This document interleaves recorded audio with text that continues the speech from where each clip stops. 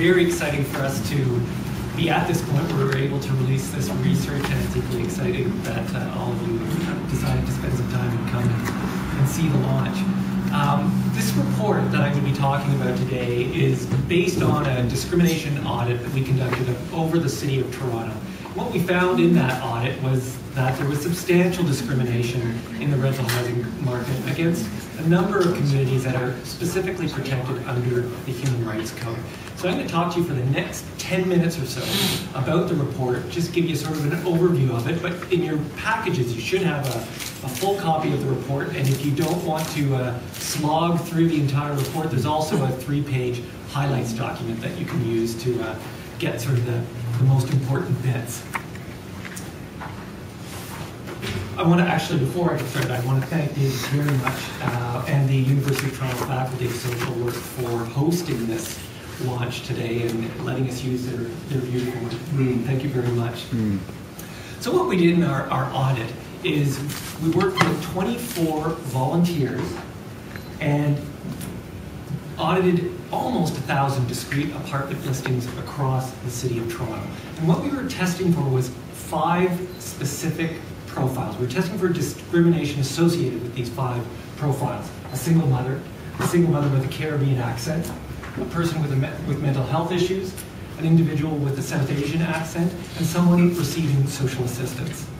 Now, as David mentioned, it was a paired testing methodology. And what that means is that's where you take 2 people and you match them for every characteristic other than the one that you're testing for.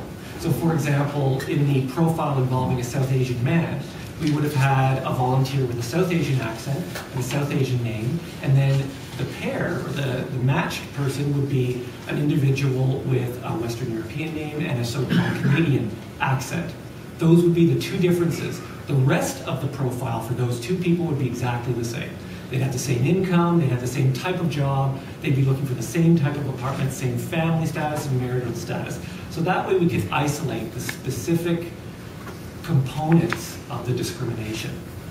And then what we would do is we'd have those volunteers use a standardized questionnaire and call a landlord listing that we would provide to them for a vacant apartment.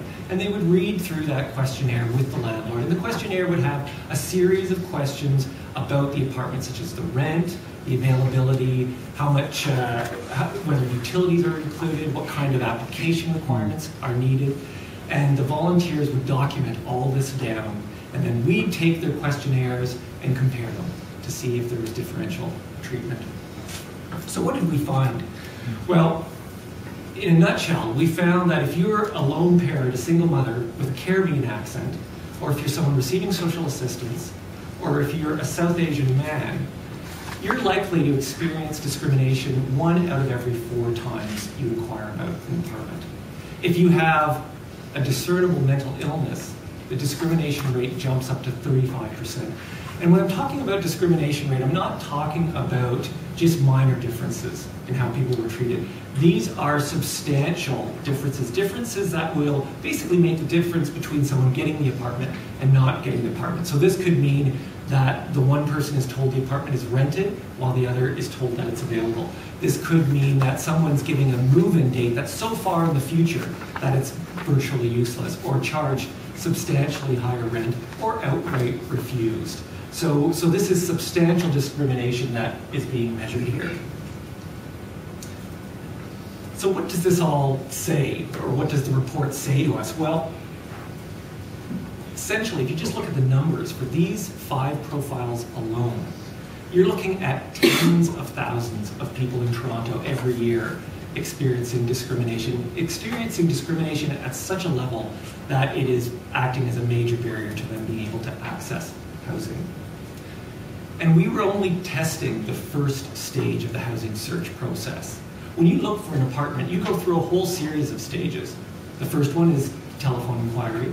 The second one is actually going to see the apartment, then filling out an application, and then putting in your application and getting it assessed by the landlord. Discrimination could occur at all of those stages, and we were only testing the first. So we would say that our results that I showed you earlier actually vastly underrepresent the extent of discrimination in the rental housing market. As I mentioned earlier, there was a 35% discrimination rate where a person had a discernible mental illness.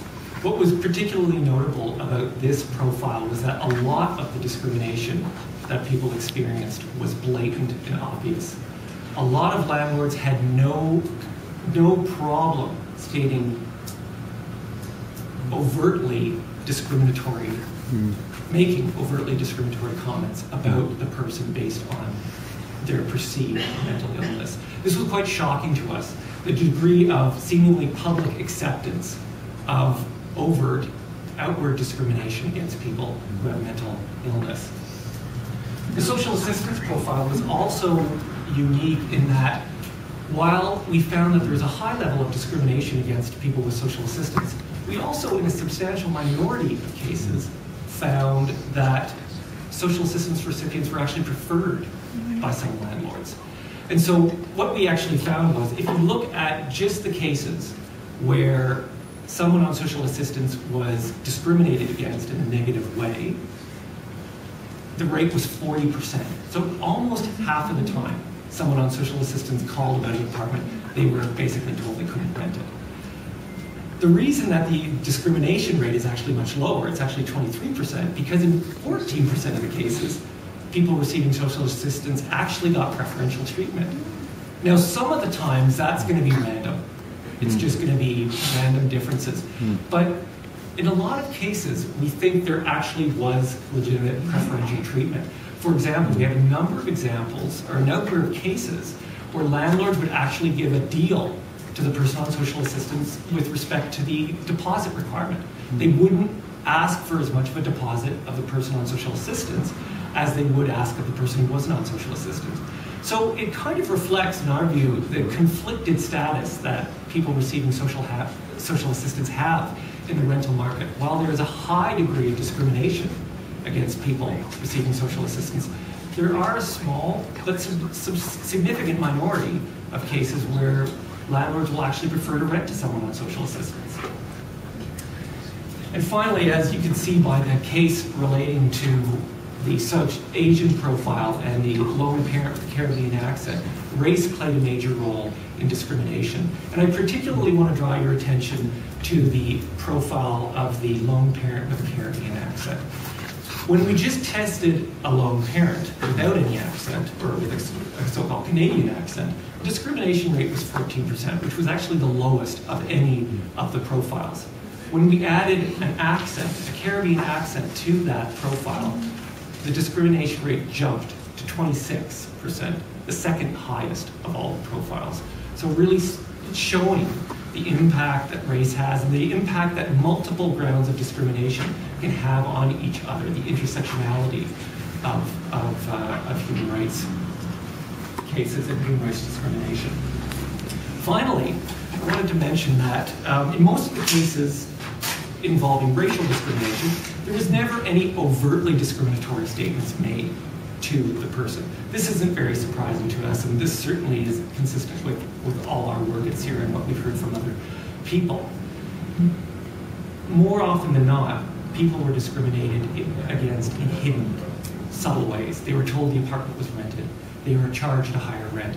And that's one of the distinct advantages of using a paired testing methodology, is that unlike other ways of studying discrimination, paired testing methodologies actually allow you to find hidden discrimination. They actually allow you to quantify hidden discrimination, which is something that is I think is very important for us to sort of uncover and ferret out. So what do we want to be done about this? Well, the province of Ontario is in the process of developing a housing strategy, a long-term housing strategy. They're just initiating consultations, and we hope that this report will help inform that strategy. We think it's critical that any efforts to address homelessness and housing insecurity take into account the reality that large numbers of people, some of the most vulnerable members of our community, are being screened out, are being turned away from the apartments that are available. So what are some of the things that we want the province to do? Well, one of the things we'd like them to do is we'd like them to fund more discrimination audits so we have a better sense of the